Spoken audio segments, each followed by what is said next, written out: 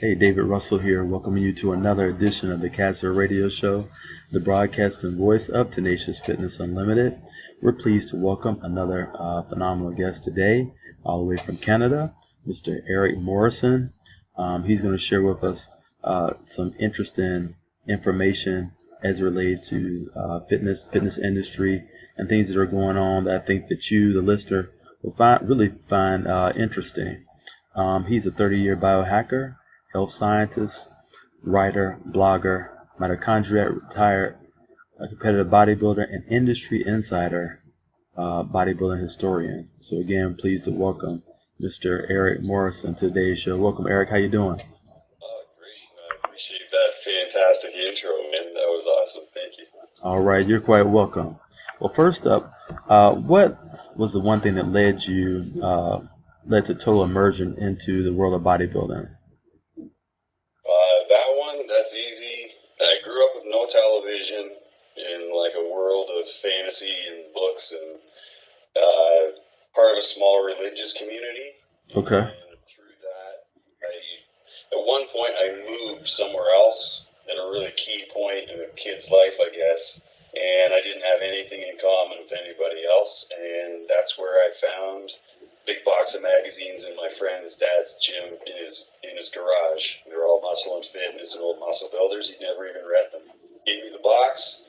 The rest is history. And eventually ended up being a really good competitive bodybuilder and getting right into the nuts and bolts of the fitness world, like through some pretty big companies that I used to work for. So. All right, awesome. So which pro bodybuilder influenced you in your bodybuilding career the most? So there's a number of, I've got 11 listed here. Lee Labrada's at the top because there was nothing that stuck out about him. He just had a flawless physique, and if things weren't judged on mass, he would have been Mr. Olympia. And there was one prejudging where he was actually ahead of Lee Haney, and for some strange reason, he didn't win when the night show came. But these are all just things that we like talking about. I didn't really have a favorite bodybuilder. I just loved watching all of them and trying to figure out how I could emulate their physiques, but also making my own very unique physique on my own. So, yeah. Okay, awesome. Well, whenever we mention Mr. Lee Labrada, I always have to give him a special shout out too. And I was reaching out to some different companies and things like that just for a bit of a boost or recognition. The Labrada company sent me a nice welcome pack, goodie pack, so to speak, t-shirt that I still wear today in the gym, and some nice goodies and things like that. So, I definitely have to shout them out, and the person at the time that was in charge. So I always like to give them a nice shout out. That brings us down to the next question. What got you into writing online so much within the last 2 years, and really immensely in the last year? On the website www.quora.com.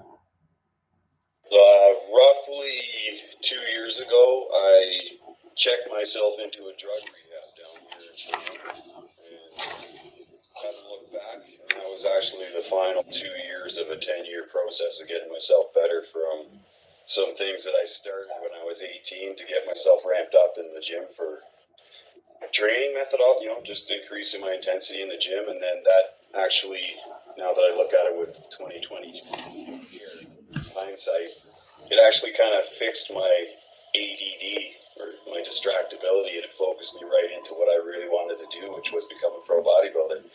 So I found the shortest route, which was I'm going to be a personal trainer, but I want to have credentials. So I went to university, and during that time, I started taking a combination of 2 different drugs, and that lasted for about 15 years until finally I was like, I came to a realization that what I was doing was, I didn't know what I was doing up until that point, and that became a 10-year journey to getting well, and that's why I'm starting to show my face online now, because I've got some good stuff to share with people.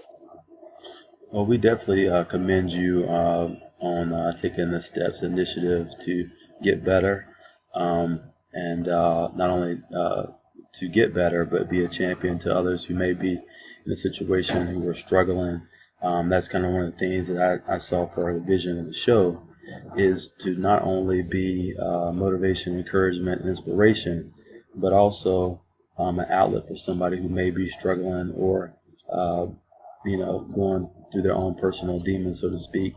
And I know that there are other folks that have gone through, but were able to come out successfully, like yourself. Yep, and it's just a daily, every day you just gotta make sure that you're going forward and not backward. So if you're doing even one positive thing each day, you're not going backwards.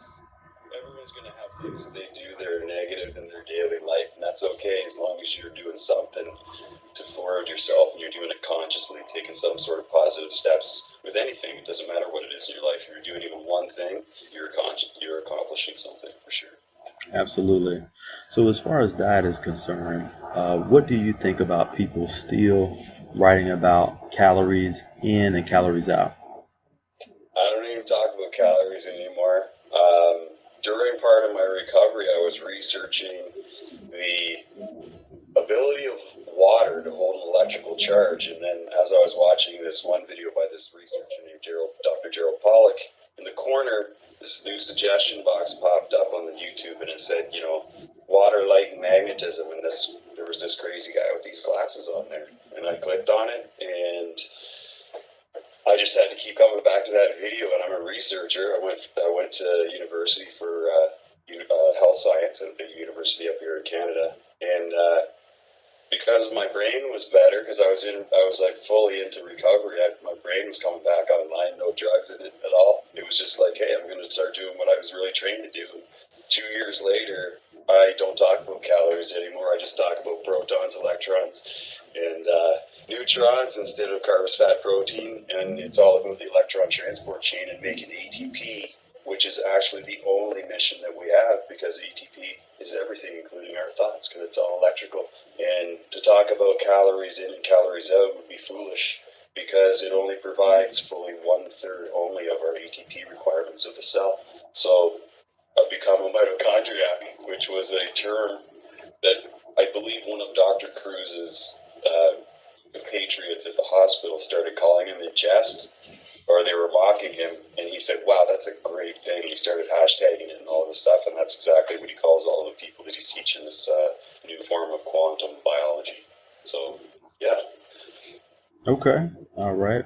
ATP is what is that's energy, correct? Yeah, it's actually it's a quad atom molecule. So you got one adenosine and 3 phosphates, and we have the ability through enzymes to cleave one of those off, and it goes. But that's happening on average, the average person about 4 quadrillion times every nanosecond.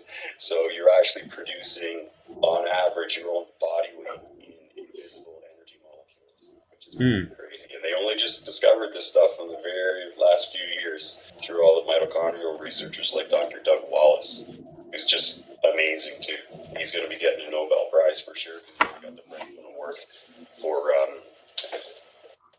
showing that our mitochondrial DNA, which is not the same as our own, was only passed down through the mother, which is really, really cool. So you got to really analyze where your female ancestry came from to really maximize your total health potential.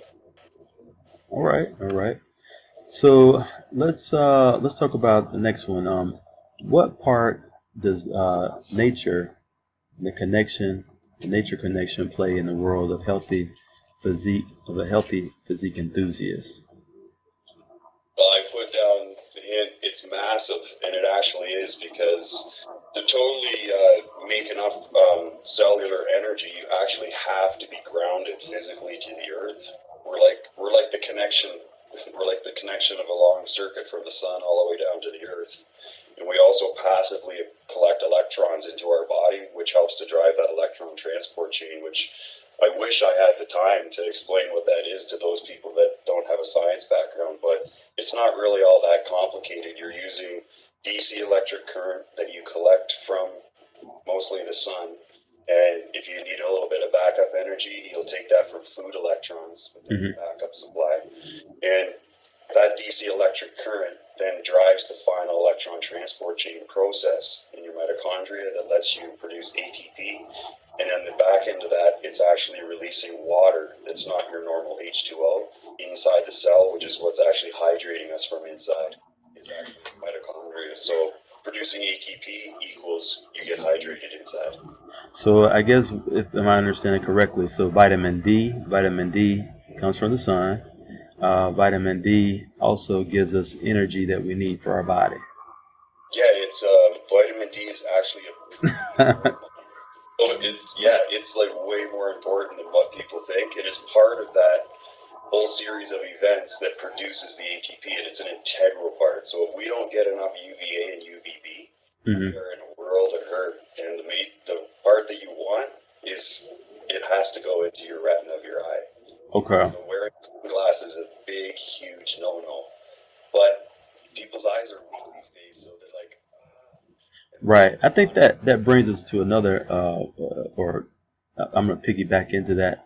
I was in school, one of the things that I studied was about SAD, season affective disorder. So I think that goes into that too, where different types of sunlight, especially in the winter, for our listeners, if you feel a little melancholy, down, depressed, it is because of the lesson of the light outside. Whereas in the summer, you have more hours of daylight. People are a little bit more upbeat, not as down, and things like that. It also brings to mind, I remember my aunt many years ago. She had her little working station where she fix her face, do her morning rituals and things like that. But on her stand, she had different lights that would mimic the different sunlight, and that brought me back to SAD, as far as the different types of sunlight and how that can stimulate mood in different ways. Yeah. Mm-hmm. So a lot of this is really cool because we're talking about health and wellness. And a lot of people are actually unknowingly using blue light frequencies, which directly affect this part of your eye called your suprachiasmatic nucleus. And it actually is stimulating your pituitary. So people are unknowingly, they're like, wow, my performance is great when I go and I run at night in the indoor track and you're underneath all these halogens and LEDs. But they're actually super amping up the pituitary, and then they're also doing it during the day with their phone because of the specific light frequency that comes out, which is why I'm wearing these. So the light that you have, you can set it up to mitigate those effects. So if I'm getting a lot of blue light, specifically 400 to 490 nanometer blue light, then you might see that it's a little bit red in the background. It's because I have a red IRA lamp behind me that's actually making me sweat a little bit, but it's actually balancing out the blue that's coming through from my screen. Okay. All right. Yeah. So definitely, for our listeners, when you hear, is amazing, that thing that she had on her. Yeah, on her nightstand. Yeah, absolutely. And that even goes back to marketing. For some of our listeners who might not realize, or for our teachers who may be listening, certain colors stimulate mood, like blue, for sales and marketing. That it gives a more of a warming spirit. People are a little bit more inclined to listen or engage in purchase or behave as a different type of way. The same thing for red. Red is more of a just like the color fiery, more intense. So all those things even kind of trickle down into sales and marketing and things like that. So yeah, I'm familiar with all those. Absolutely. I recently said to one of my friends that owns a coffee chain up here in Toronto, I said, dude, you got to put red IRA lights inside, way up high, and just have them beaming down on everybody, because it's actually healthy for them because they're collecting IR light in their water, in their extracellular fluid, which helps drive that electron transport chain. And at the same time, IRA light produces a powerful opioid out of in your brain that makes you nice and feels good, because you're supposed to be addicted to the sun and sitting out in it. And so I said, so you should put those things in there because they will be coming back to your store even though they don't know why. And it's not just because the coffee's great. These are some of the biohacks that I'm actually beginning to do through some friends that have businesses, is being able to experiment with light and making the clientele feel better, healthier, and happier after they leave the establishment. It's pretty cool. Okay. All right. So that brings us to the next question. So what are your basic supplement recommendations? And I also have to share with our listeners, Eric was so gracious to even have the outline. I mean, it's really detailed and looks really, really good. So I definitely salute you for that. I think that's probably one of the best outlines I've seen throughout being on the show. So it's really, really detailed. Mm-hmm. I was really interested in coming on, dude, because that's for me to remain focused. I got to be so interested in it. It's got to be good. So. That's good. So I really appreciate that. All right. So what are basic supplement recommendation suggestions? Okay. So all of this is, and this is just mine for me because I live here in Central Ontario, South Central Ontario, Canada, where the Indigenous people were Iroquois and Huron Indians. That was like, you could see it, you could say that's like a nice demographic to look at for them. And depending on the season, that's what dictates what I will preferentially eat and what you actually do prefer to eat if you're actually beginning to mitigate all of So you start doing these things, and you start shutting off your Wi-Fi at night, doing all these things that people would formerly call tinfoil hat, except all the stuff is real this year.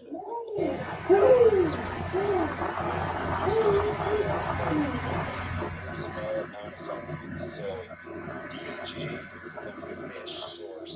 So it has to be from some type of marine animal that is eaten plant-based, because it could be kelp, and they have to transform the DHA from the N1 position into the N2 position for us to actually be able to utilize it in our system to generate massive amounts of free electrons. So, absolutely. And now also, as I'm reading through some of these, I'll jump in and say, with any supplements, always run it by your doctor, a medical professional before you take anything. Don't just go with what I say or what anybody else says. You definitely want to run it by your doctor, and then also always err on the side of caution. Food is always your best supplement, depending on if it works for your body or if your doctor has told you to have it or abstain from it. All right, and sorry about that, but good, yeah. Okay. That's actually a really good segue right there, because when you start to talk about your doctor, I have to give a shameless plug to somebody that I have no monetary affiliation with, and that is Dr. Cruz. So his website's Jack Cruz with a K, JackKruz.com. There's 6 years of information up there that will always remain free, and basically it's a quantum molecular biology degree online in blog format, where it's like choose your own adventure. You go on there, you don't even have to sign up on a profile.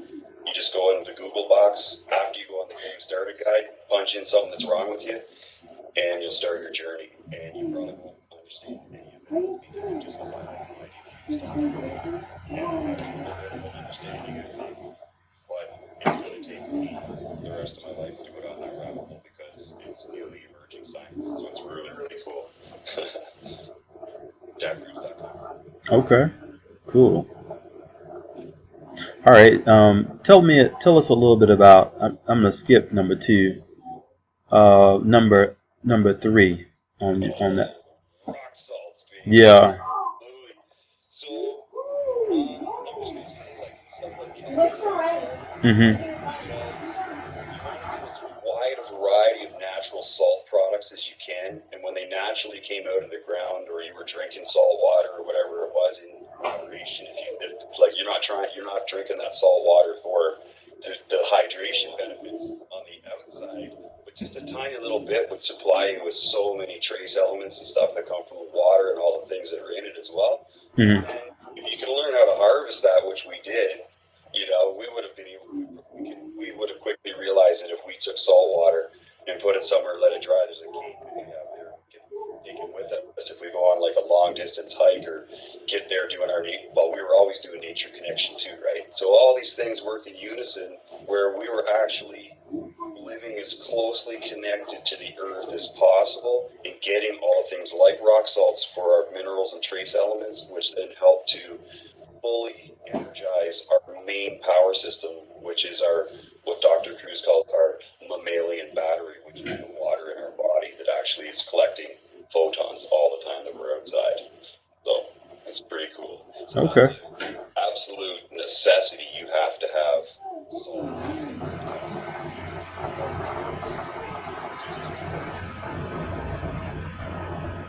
What about RO water? That seems kind of interesting. So reverse osmosis process just means that they put it through some special membrane that's taking every drop of water, and then the new filters actually remineralize it and put the perfect amount of minerals in, almost like mimicking like what you get from your rock salts and stuff like that if you dissolve it in there. And, that's just a really good way of knowing that you're getting non-fluoridated water as well that doesn't have chlorine in it too. Because the fluoride isn't anything to do with what they call detoxification. The fluoride is bad because it actually it decreases your water in your body. It decreases its ability to collect red light photons. So your water is what's called a red light chromophore. A chromophore is something that absorbs specific frequencies of light, and they usually come in the form of benzene rings in your body. But in the case of water, it's actually like a liquid crystal. So it's able to fully absorb a whole pile of IRA light, so heat light, which is 43% of what comes out of the sun. So with that in mind, you need to have pure water going into your body. Make sure that you can maximize the amount of charge they can hold. And fluoride itself totally dampens down that effect and allows you to only store a very limited amount of energy, which is really bad. Okay. All right. That brings us to the next question, number 8. So what are some interesting things that you do that others can do to produce a marked effect in their biology as proven by blood work? Right here.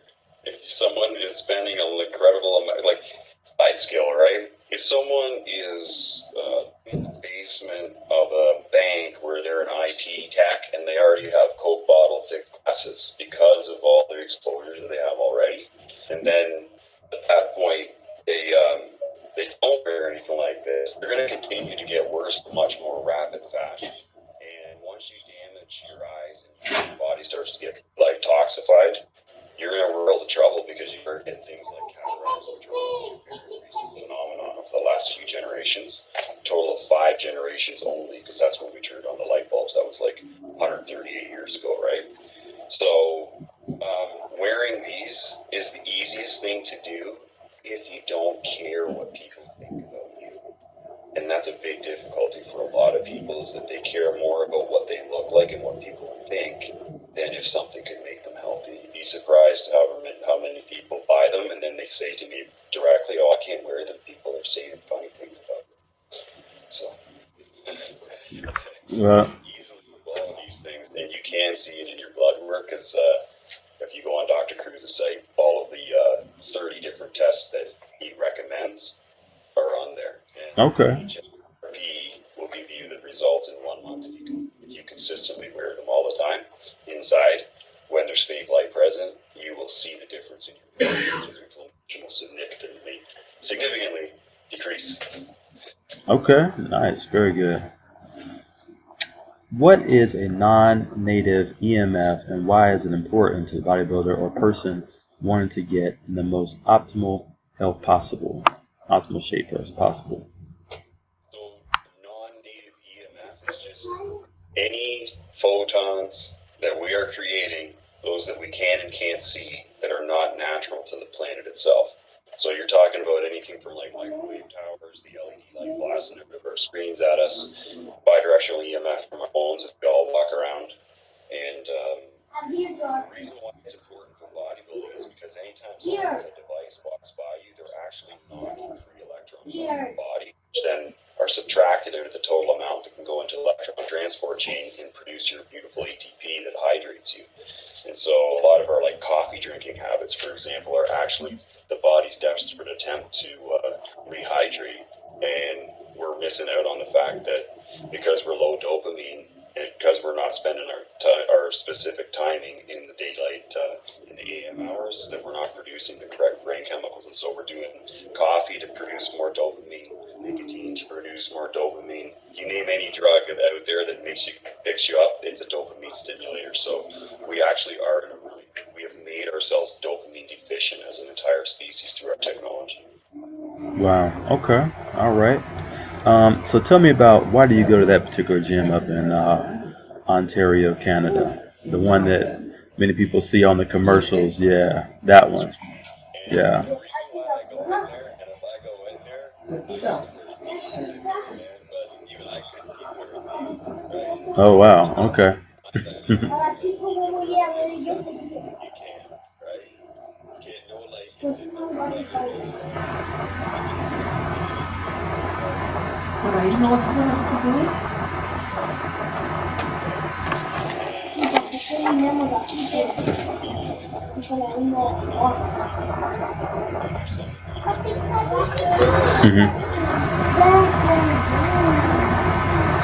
Okay. So what is the percent of hyperplasma, and why is it important to an athlete? Heteroplasma. Okay. Plasty. It's one that I'm actually just recently starting to like get in there and unravel more. I've had a concept called so what it is, it's the differential between how healthy mitochondria you have in your body in each cell and how many unhealthy mitochondria you have that don't have any genetic replication errors, because they're so much more sensitive. Their DNA is much more sensitive than ours, and so all of the non-native EMF is actually physically damaging. And when they replicate, their actual genetics are becoming mutated. So each further generation that is mutated, we get less and less ATP production. So it's not that there's nothing wrong with us, there's a big problem with them. And over the last 5 generations, we have severely decreased our energy because we're actually abusing the little guys that we had to deal with a long time ago and not giving them all the stuff that we promised them. Okay. So, Eric, that brings us to our last question. So, for our listeners, what exactly is ATP, and how does it affect the body?